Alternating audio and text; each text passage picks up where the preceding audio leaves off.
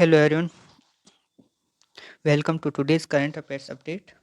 आज की क्लास में हम इस साल प्रीलिम्स में रही हिस्ट्री से रिलेटेड टॉपिक देखेंगे और जो यूपीएससी प्रीलिम्स के लिए इम्पोर्टेंट हो जाते हैं। शुरुआत करते हैं करणी माता मंदिर बीकानेर। इस मंदिर में प्रधानमंत्री मोदी गए थे वहाँ पे, और उनके कुछ तो ये इम्पोर्टेंट था। इससे चूहों का मंदिर कहा जाता है, जहाँ हजारों काले चूहे काबा को पवित्र माना जाता है। इतिहास: करणी माता 14वीं शताब्दी 15वीं शताब्दी में एक ऐतिहासिक संत थी जिन्होंने देवी दुर्गा का अवतार माना जाता है। इनका जन्म 1387 ईस्वी में चारण परिवार में हुआ था। अगला टॉपिक है प्राचीन इतिहास और पुरातत्व। किलाड़ी उत्खनन वेगाई नदी के तट पर एक शहरी सभ्यता।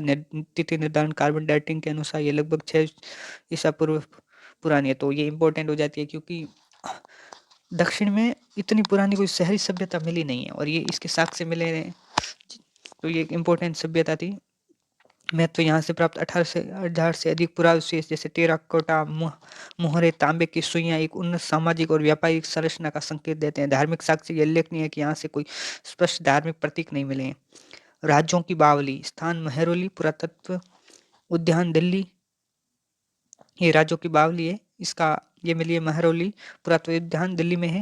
इसका निर्माण 1506 ईस्वी में सिकंदर लोदी के शासनकाल के दौरान दौलत खान द्वारा किया गया था।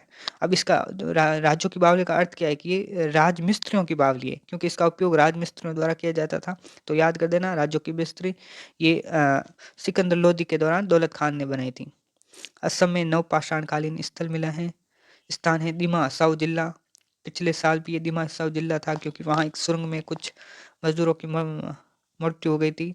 यहाँ असम खोज यहाँ से 2700 वर्ष पुराने नवपाषाणकालीन निवास स्थान और प्रारंभिक धातुकर्म के साक्ष्य मिले हैं। तो नवपाषाणकालीन है ये संबद्धता। ये स्थल दक्षिण और दक्षिण पूर्व एशिया के नवपाषाणकालीन सांस्कृतिक परिसरों से संबंधित है। प्राचीन भारतीय चिकित्सा सुश्रुत पहचान: इन्हें शल्य चिकित्सा के जनक और प्लास्टिक सर्जरी के जनक के रूप में जाना जाता है। काल 600 ईसा पूर्व काशी में वाराणसी।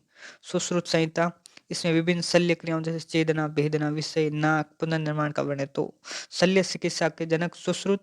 और अगला देख लेते हैं चरक। इन्हें भारतीय चिकित्सा के जनक के रूप में पहचाना जाता है। काल: ये कुषाण साम्राज्य से रिलेटेड थे, जो कनिष्क के काल में माने जाते हैं। और चरक संहिता ये आयुर्वेद का आधारभूत ग्रंथ है, जिसे बीमारियों के कारण, उपचार और औषधीय पौधों का वर्गीकरण है। त्रिदोष सिद्धांत दिया था इन्होंने। वात, पित्त और कफ को मतलब बीमारियों, इनके संतुलन को बीमारियों से लड़ने के लिए एक महत्वपूर्ण बताया था। तो प्रीलिम्स के लिए विशेष ध्यान: मैपिंग। किलाड़ी तमिलनाडु में, राजकोट दुर्ग महाराष्ट्र, यदाद्री गुट्टा तेलंगाना, धौड़ जो श्रद्धालु होते हैं उस मंदिर के, काबा, पवित्र चूहे, त्रिदोष, वात, पित्त और कफ जैसे शब्द का अर्थ पता होना चाहिए। Thank you.